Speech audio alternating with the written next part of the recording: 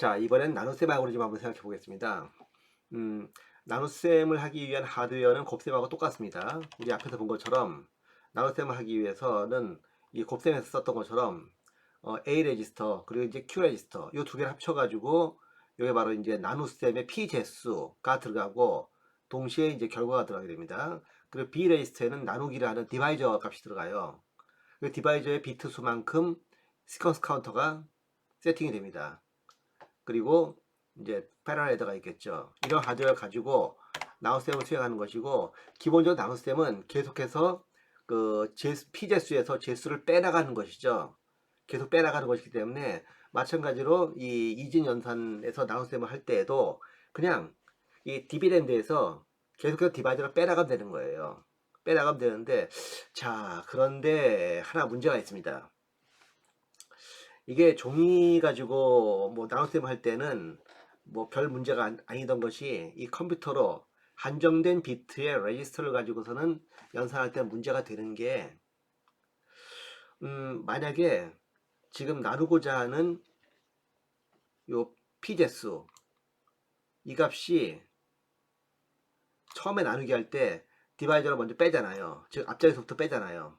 여기부터 빼기 시작하는데, 왼쪽 그림 보면 쉽게 알겠죠. 요렇게 피제수가 있을 때 제수가 요거예요.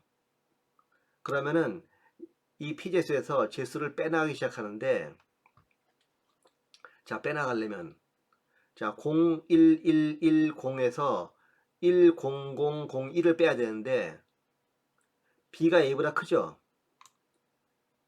요 값보다, 잘 보세요. 요 다섯 개 비트, 맨 앞에 다섯 개 비트가 요 B 다섯 개 비트보다 작죠. 예, 작으니까는 어떻게 해야 돼요? 그 다음 비트까지 포함을 해야 되겠죠. 그럼 6비트를 나눠야 됩니다. 5비트짜리 연산하는데 6비트를 나눠야 돼요. 이러면은 뭐 지금 5비트니까 문제가 안 될지 모르겠는데, 만약에 이게 레지스터 16비트라 생각해보고 A가 16비트, B가 16비트라 생각해봐요. 근데 A가 B보다 작아요. 그러면 16비트에다가 그 다음 비트 하나 더 빌려가지고 17비트로 연산해야 되는데 17비트 연산이 될 리가 없잖아요. 이 경우가 바로 오버플로우입니다.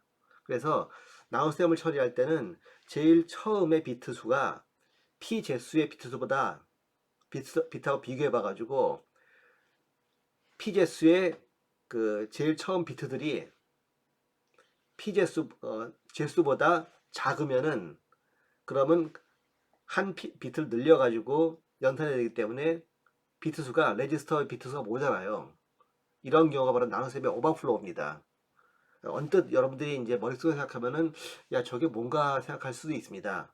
하지만 컴퓨터에서 분명히 레지스터가 16비트인데, 예, 그래서 A도 16비트고 B도 16비트인데 이걸 나눠야 되는데 A가 B보다 작아요. 그러면 Q에 있던 한 비트를 같이 넣어가지고 연산해야 된단 말이에요. 그러면 A가 16비트였는데 Q에 있는 비트를 갖다가 하나 더 넣어가지고 큰 수를 만들려면 17비트가 되잖아요. 이게 보통 우리가 종이로 하던 나눗셈인데, 컴퓨터에서는 17비트 연산이 안 된단 말이죠. 이게 바로 오버플로우라는 겁니다. 이게 이해가 잘 안 되는 학생들을 위해서 다시 한번 자세히 설명해 준다면 이렇습니다. 우리가 예를 들면은 뭐 175 나누기, 예를 들면 3을 한다고 가정을 해봐요. 그럼 종이로 연산할 때 아무 문제 없습니다. 3, 6, 3, 5, 15 해가지고 몫이 오고 15를 빼고, 그럼 2가 남죠. 그럼 그 다음 비트, 그 다음 값까지 25 해가지고 3, 7, 2, 3, 8, 24 해가지고 1 해가지고 몫이 58이고 나머지가 1이구나 이렇게 생각합니다. 아무 문제 없죠. 아무 문제 없는데 문제가 있어요. 이걸 컴퓨터로 가정을 해봐요. 컴퓨터라고. 자, 컴퓨터 가정을 다시 한번 해봅니다. 175 나누기 3이에요. 자, 지금 디바이더가 제수가 한 비트입니다. 한 자의 숫자예요. 그런데 첫 번째 숫자부터 우리가 나누기 시작해야 되는데 1이잖아요. 나눌 게 없잖아요. 못 나누잖아요. 못 나누니까 할 수 없이 두 개의 비트를 써야 된다는 겁니다. 이렇게 한 비트를 나누는데 두 비트를 써야 된다는 겁니다. 이게 바로 오버플로우라는 거예요. 이거를 한 비트가 아니고 요걸 16비트로 따지고 요 1도 16비트고 그렇다고 따져봐요 한번. 그럼 그 다음 숫자를 빌려오려면 그 다음 자릿수까지 빌려오려면 17비트 이상이 돼버리잖아요. 17비트, 18비트, 18, 19비트 이상 돼버리잖아요. 이 상태가 바로 오버플로우라는 겁니다. 그래서 디지털 그 연산을 할 때는 나눗셈을 할 경우에 이 첫 번째 지금 디바이저가 5비트니까 첫 번째 피제수의 첫 번째 5비트 이게 만약에 디바이저보다 작으면은 이 5비트에서 이 B를 뺄 수가 없고 6비트를 빼야 되는 거예요. 말하자면요.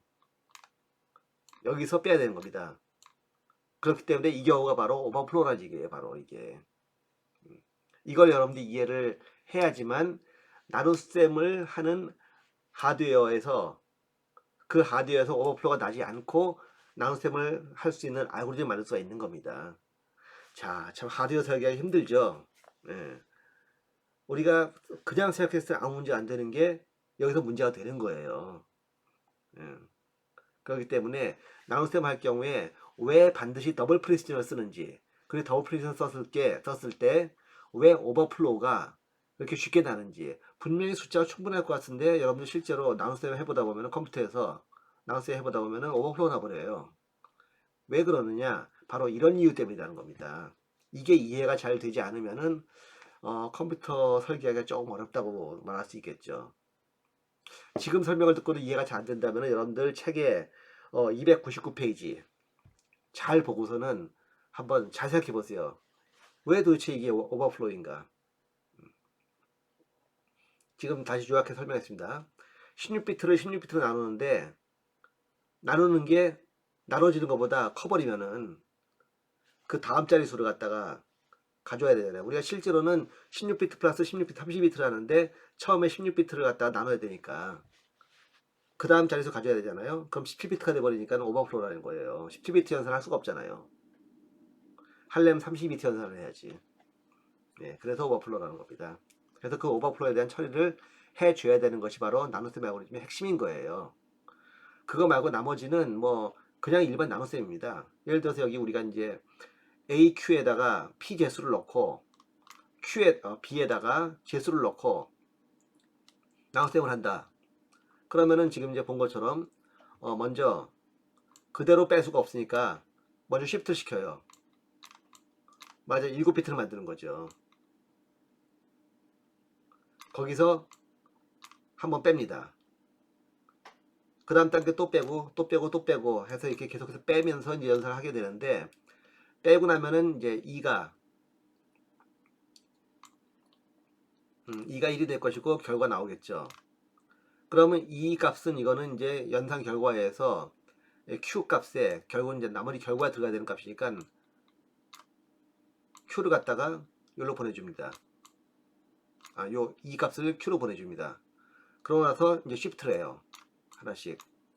요 1 값은 이제 1로 넘겼으니까 0이 됐겠죠. 그러고 넣어주고 시프트하고 합니다. 그러면 이 값이 되겠죠. 마찬가지로 그 다음에도 연산을 뺀 결과가 2가 1이 나오면은 그 이 값을 갖다가 Q 값을 맨 끝에 넣어주고 그리고 시프트를 다 시킵니다. 그 순간 이게 0이 됐겠죠. 예, 거기서 또 빼고 또 빼고 또 빼고 해가지고 결과가 나오는 겁니다. 그래서 기본적으로는 나눗셈은 빼기를 AQ 값에서 B 값을 계속 빼나가면서 연산을 하는 것인데 그러면 마지막 결과 몫은 어디 나오는 것이죠? 바로 이 Q에 남게 되는 게 결국은요. Q의 몫이 남게 되는 겁니다. 그리고 오버플로우가 나게 되면 제일 첫 방에 여기서 만약에 해보니까 오버플로우다. 그럼 이 오버플로우 생각해 줘야 되는 거예요. 그래서 오버플로우를 처리할 수 있는 비트 수가 된다. 그러면 그냥 넘어가는 것이고, 오버플로우 때문에 비트 수가 모자라서 처리가 안 된다. 그럼 오버플로우 인터럽트를 내줘야 되는 거예요. 예, 이러한 과정을 한번 흐름도를 한번 보도록 하겠습니다. 자, 알고리즘적으로 보게 되면은 먼저 그 나눗셈이라 할지라도 부호를 먼저 처리해 줘야겠죠. 예, 부호를 익스크루시 5 해가지고 Q에 부호를 넣어줍니다. 그 다음에 시퀀스 카운터를 갖다가 세팅해 주고, 그리고 먼저 A에서 B 값을 빼봐요. 빼봐가지고 이 값이 1이 나와버렸다. 즉 오버플로우다. 그렇게 되면은 오버플로우 비트를 갖다 1로 해주고 오버플로우 났다고 거기에 해당하는 처리를 해주게 됩니다. 그렇지 않고서는 오버플로우 안 났다. 그러면은 A가 B보다 작은 경우니까 그러니까는 문제가 없죠. 그냥 예, 2A는 A 플러스 B가 되고, 그리고 이제부터 나눗셈을 시작하게 되는 것이죠.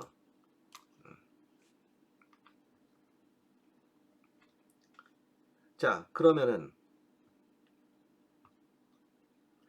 2가 만약에 이제 쉬프트를 했는데 2가 1이다.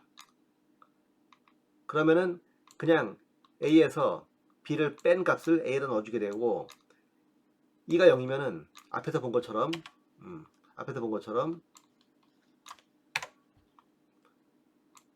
A에서 B를 빼가지고 2에 넣어줍니다. 그랬을 때 2가 1인 경우가 있고 아닌 경우가 있겠죠. 거기에 따라서 2가 1이면은 그 2를 갖다가 Q로 넘긴다고 그랬죠. 앞에서 얘기했습니다. 2가 1이면은 이 값을 갖다가 Q로 넘긴다고 그랬습니다. 그래야지 이게 몫이니까요, 말하자면요.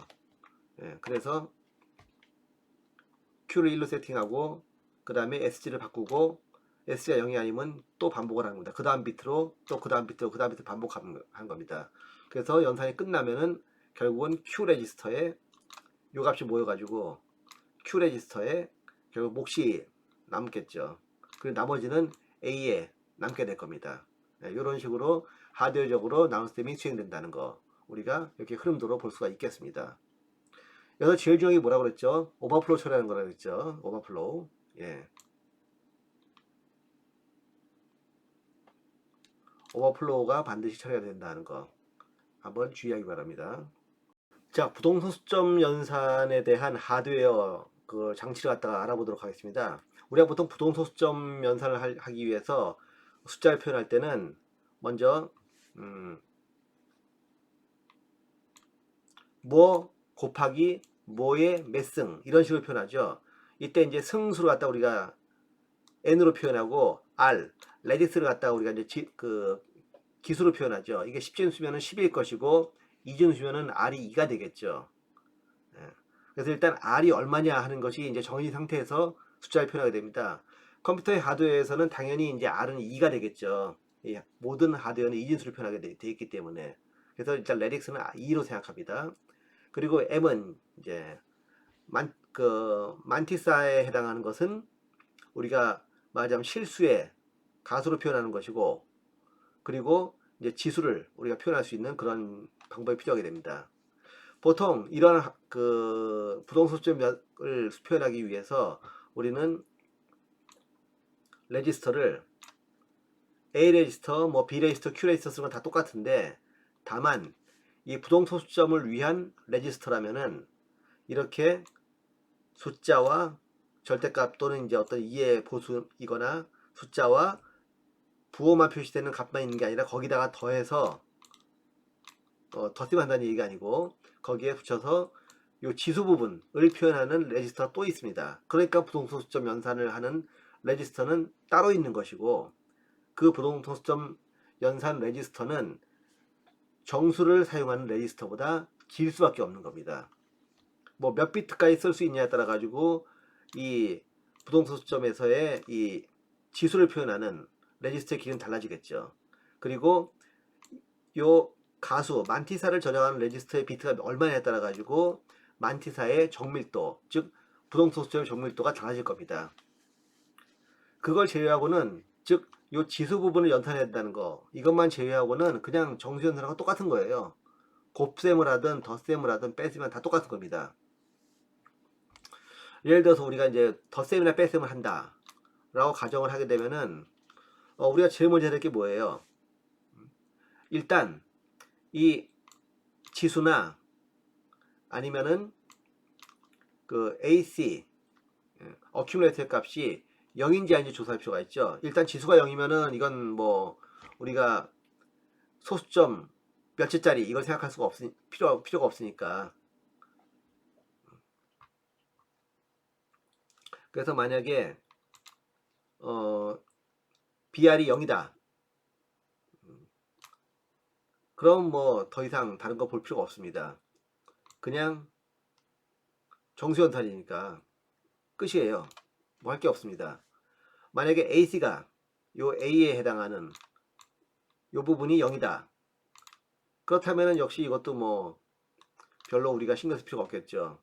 예, BR 값을 갖다가 AC에다가 집어넣어 버리고서는 뭐 덧셈을 하든지 뺄셈을 하든지 그냥 정수처럼 해버리면 끝나는 겁니다. 맞으면 정수연산이 돼버린 거예요, 한마디로. 그리고 만약에 이 숫자가 제가 실수다. 에서 A하고 B 이런 것들이 뭐 0이 아니다. 그렇다면 비교를 해보겠죠. A가 B보다 큰지 아니면 B가 A보다 큰지 비교를 해보겠죠. 비교를 해봐가지고 어느 쪽으로 맞추느냐 하는 겁니다. 만약에 A 쪽으로 맞춘다. 그러면은 A를 갖다가 쉬프트 해가지고 B 쪽으로 맞춘다 그러면 A를 쉬프트 해가지고 맞출 것이고, 만약에 B가 더 크다. B가 더 작다. 그럼 B를 갖다가 A 쪽에 맞출 겁니다. 무조건 큰 쪽에 맞추는 거니까요.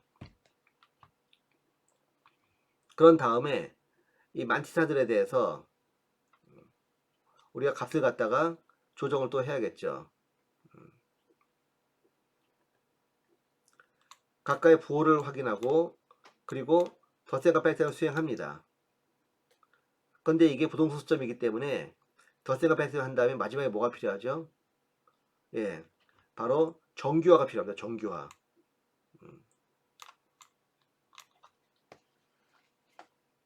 덧셈을 하거나 뺄셈을 한 다음에 그게 소수점 이하 자리만 남아야 되는데 그렇지 않을 수가 있죠. 소수점 위로 정수 부분이 있을 수가 있겠죠.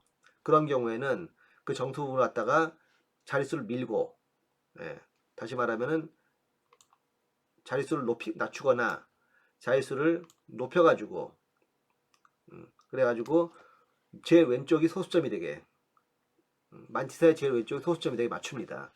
예, 그렇게 해가지고 제일 왼쪽 소수점 자리로 오게 되면은, 즉 0.000 하는 이 소수점 이하 영분이 없어지면은, 그러면은 이제 그 맞춘 값으로 어큐레이터 값이 정해질 것이고, 그리고 그 값이 바로 덧셈이나 뺄셈을 한 결과가 될 겁니다.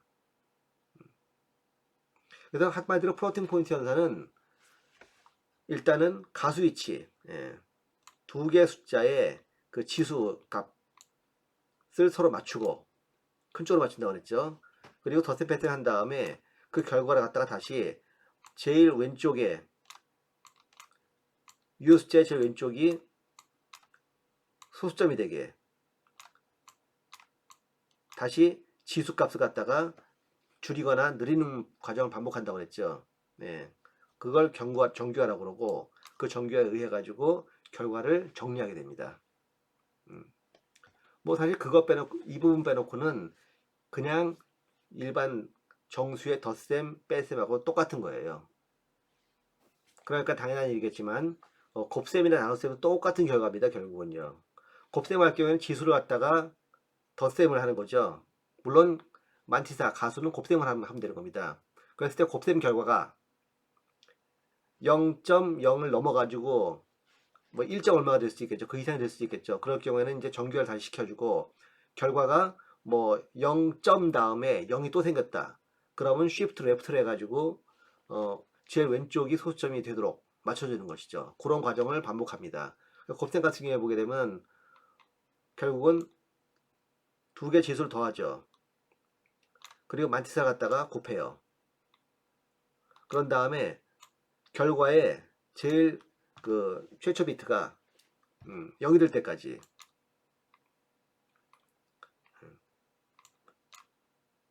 다시 말하면은 소수점 이하의 값이 0이 아닐 때까지 계속해서 반복합니다. 0이면은 자릿수 하나 내리고, 또 0이면 또 내리고, 또 내리고, 또 내리고 반복해 가지고 결국은 첫 번째 비트 값이 1이 될 때까지 옮기는 거죠. 근데 실제로는 한 번만 옮기면 되겠죠. 이 방법은 왜냐하면은 앞에서 우리가 이미 이제 설명을 했기 때문에. 가지고 결과가 정교화되면은 끝나는 겁니다. 나눗셈도 마찬가지인 거예요. 결국은요. 나눗셈 결국은 지수를 서로 빼는 거죠. 예. 지수를 빼가지고 바이어스 값에서 더하는데, 요 바이어스 값에 대해서는 요건 좀 따로 얘기를 해둘 필요가 있습니다. 요 부분에 대해서는 여러분들에게 실수의 나눗셈에서 어떤 식으로 나눗셈의 결과를 표시하는가 하는 거에 대해 따로 여러분들이 좀 한번 찾아봐야 되겠습니다. 이거는 요 바이어스 값이 있는데, 요 바이어스 값에서 얼마만큼을 더한 값을 갖다가 사용하는 겁니다. 그래서 나눗셈의 결과가 빼기를 한 다음에, 뭐 예를 들면 바이어스가 128이다.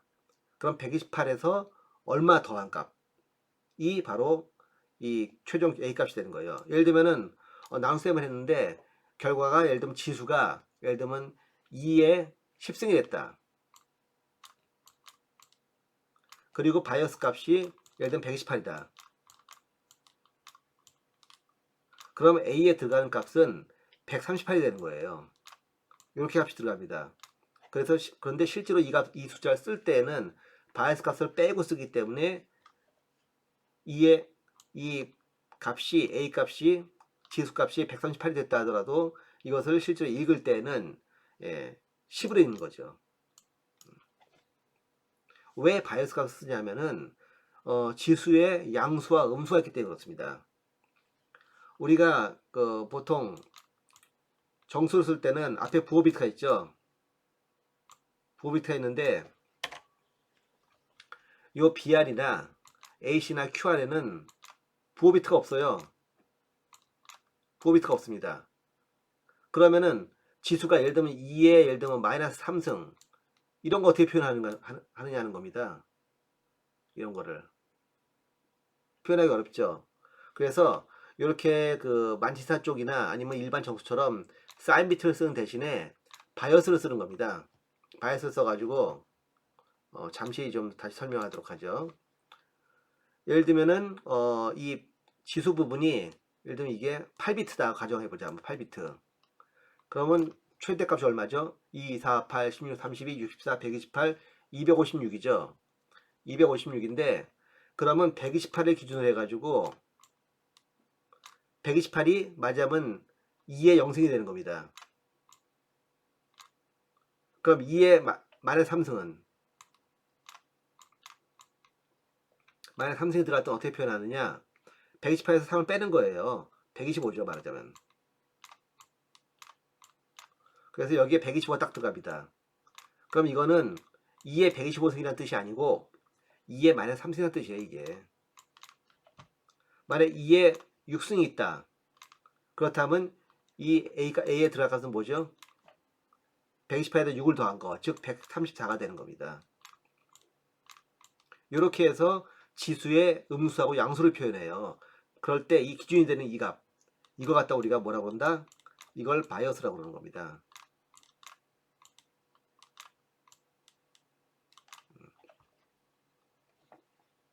부동소 수점에서 지수에서 양수 음수는 이런 식으로 표현합니다.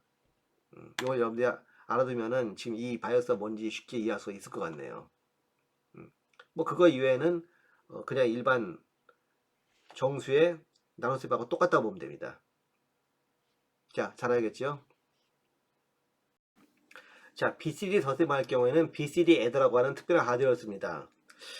이 하드웨어는 오른쪽 그림과 같은 이런 형태로 되어 있는데 말하자면은 그냥 4비트 바이너리 덧셈기에다가 6을 더하는 0110에 해당하는 6을 더하는 그러한 덧셈기를 더 써가지고 만드는 건데 어떻게 이렇게 만드느냐 하는 거는 여러분들 논리회로 시간에 이미 다 설명을 했습니다.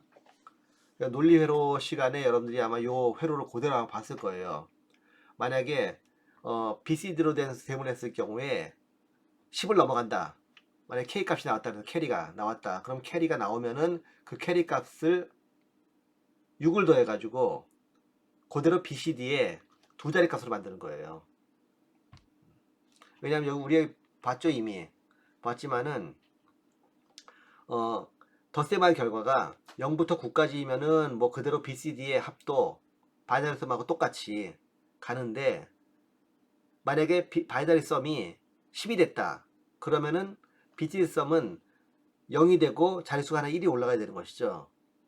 그래서 쭉 19까지 전부 다 합체 자릿수가 1이 되면서 뒤는 0, 1, 2, 3, 4, 5, 6, 7, 8, 9가 돼야 됩니다. 이렇게 되려면은 우리가 이걸 이러한 5자리의 이진수를 요런 5자리 이진수로 만들어주는 그러한 논리를 만들어야겠죠. 그런 조합표를 만들어야 될 겁니다. 그래서 우리가 5자리, 즉 5개의 변수를 가진 카르노맵을 만들어 가지고 논리를 만들어야 될 거예요. 하지만 우리는 논리를 시간에 이렇게 배웠습니다. 눈으로 봐가지고 뭔가 간단한 방법이 나오면은 카르노맵보다 눈이 더 좋다 하는 얘기를 했을 겁니다. 자세히 봤더니 어땠어요? 이미 다 설명한 거지만 어땠어요? 이럴 때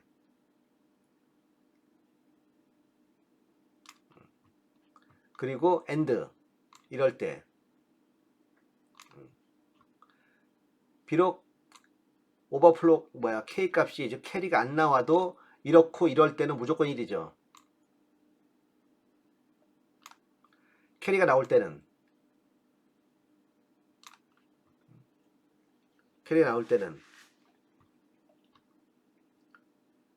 이럴 때 그리고 이럴 때 AND입니다. AND. 근데 이렇게 하면 조합표를 만들어야 되잖아요. 근데 더 쉬운 방법이 있습니다. 이럴 때 가만히 숫자를 보게 되면은 이 숫자는 잠깐 지우겠습니다. 이 숫자는 이 숫자하고 비교해 봤을 때 어때요? 이 숫자에다가 플러스 6을 하면은 딱 이 숫자예요. 그렇죠? 요거 더하기 요거 6을 하면 요 값이 되죠. 이 값 더하기 6을 하면 요 값이 되죠. 이 값 더하기 6을 더하면 요 값이 되죠. 예, 6을 더하면 됩니다. 그래서 캐리가 있을 때는 6을 더하고 그냥, 그리고 K가 0이라 할지라도 캐리가 없다 할지라도 이런 경우에는 즉 Z8 그리고 Z4 이거 둘 다 0인 경우,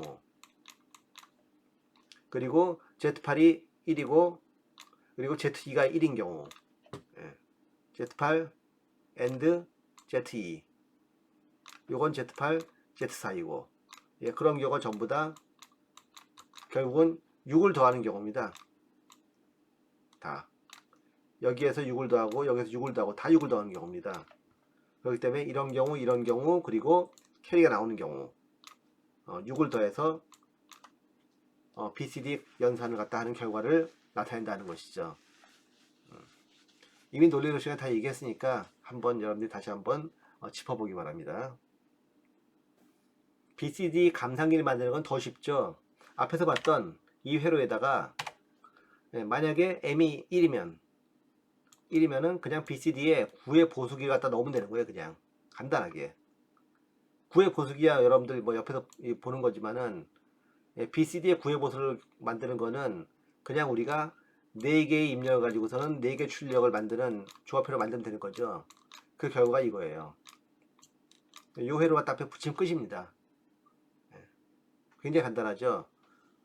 AND OR 게이트 몇 개 붙이면은 이제 간단하게 BCD의 감상기를 만들 수 있다 하는 거 참고로 알아두기 바랍니다. BCD로 10진 산술 연산을 하는 그 하드웨어 장치는 크게 3가지 정도로만 여러분들 알면 될 것 같습니다. 제일 첫 번째가 Parallel Decimal Addition. 말 그대로 그냥 각 자릿수대로 하나씩 add, add하고 캐리가 나오면 앞 단계로 넘겨주면 되는 것입니다. 이런 방식이 Parallel Decimal Addition이 되겠죠. 그래서 여기서 예를 들지만 이제 624 플러스 879 그러면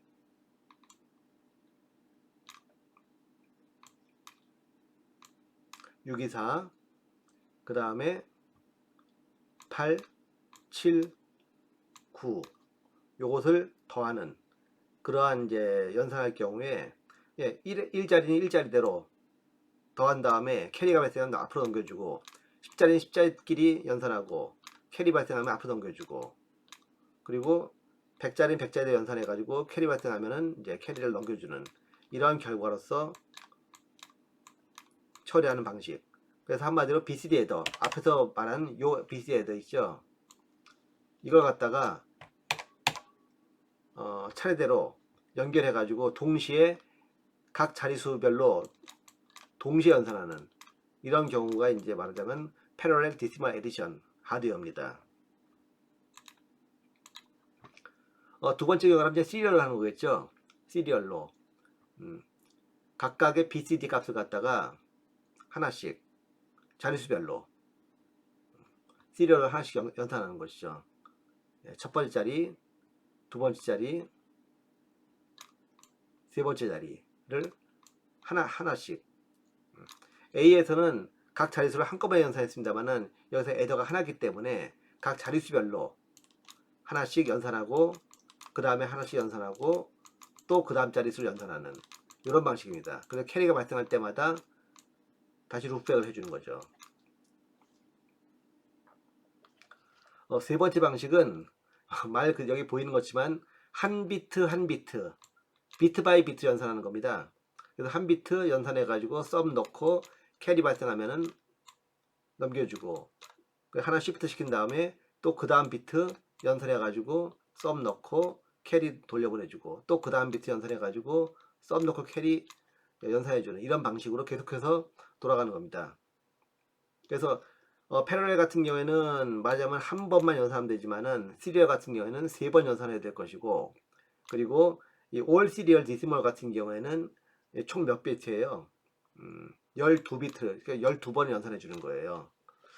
뭐 어느 게 간단하냐, 어느 게 더 쉬우냐 하는 걸 보게 되면은 간단한 걸 따지면은 이 세 번째가 제일 간단하죠.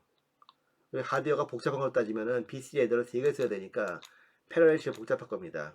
하지만 제일 빠르고 복잡하지만은 비싸다. 그리고 느리고 간단하다. 어느 걸 선택할 것인가 하는 거는 이제 하드웨어 설계자들의 항상 고민이에요.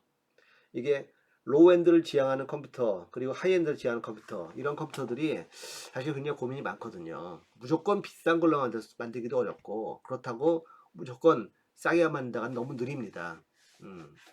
어떤 컴퓨터 설계할 것이냐 컴퓨터 설계자들 정말 많이 고민해야 될 부분이고 어떤 경우에는 이런 하드웨어를 쓴다 어떤 경우에는 저런 하드웨어를 쓴다 하는 것이 어느 정도는 지금 이제 설계자들 사이에서는 가이드라인이 잡혀 있는 상태입니다. 10진 단수 연산을 위해서 곱셈하고 나눗셈 할 때도 하드웨어 구성 자체는 뭐 크게 다를 거 없습니다. B에 해당하는 그러한 이제 레지스터와 A에 해당하는 레지스터 그리고 Q에 해당하는 레지스터 그리고 시퀀스 카운터 그리고 앞에서 설명한 곱셈 나눗셈 하드웨어 차이점이 뭐냐 바로 패러렐 애더를 갖다가 그냥 쓰는 게 아니라 BCD용 연산 장치를 쓴다는 겁니다. 이거죠. 그냥 BCD 애더가 아니라 이제 감산도 할 수 있는 그런 애더를 쓴다는 겁니다. 그래야지만 나눗셈 할 수 있으니까. 그래서 요걸 쓴다는 거 말고는 앞에서 설명했던 그런 곱셈과 나눗셈 알고리즘에서 사용하는 하드웨어하고 똑같습니다. 방법도 기본적으로 똑같고요. 그래서 여러분들이 하나 주의할 것은 10진 단수 연산의 경우에는 덧셈기에 해당하는 요 arithmetic unit 요걸 갖다가 BCD용을 쓴다는 거. 요것만 여러분들이 잘 기억하면 될 것 같아요.